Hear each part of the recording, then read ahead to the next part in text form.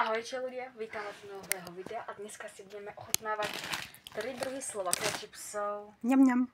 Kameraman, na tie chipsy teraz zaber. Tadá! Takže už sme ich aj otvorili a zhodnotíme ich takto od 1 do 10. Alebo 0 do 10. No takže začneme s úplnou klasikou a to slané Slovakia chips.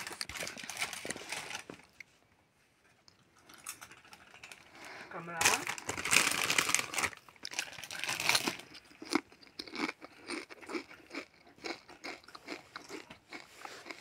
Úplná klasika. No že keď ideš do krčmy alebo do nejakej reštaurácie, práve toto a slaninové tamarín. Takže koľko tomu dávaš vodou? 6 zo 7. Z 10, nie? No, 6 z 10. No dobre. Ja tomu dávam takých 7,5 boda z 10. A teraz slaninové čipsy. Kameraman si úplne olizuje teraz ústa. Ja si ich neolizujem. Haló. To som trošku klamal.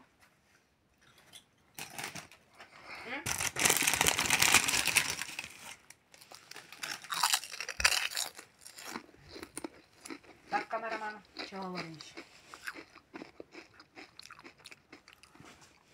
Tak 10 z 10. Áno, to sa dohodneme. 10 z 10. Takže. A teraz Ja. Takže. To je si, kameraman.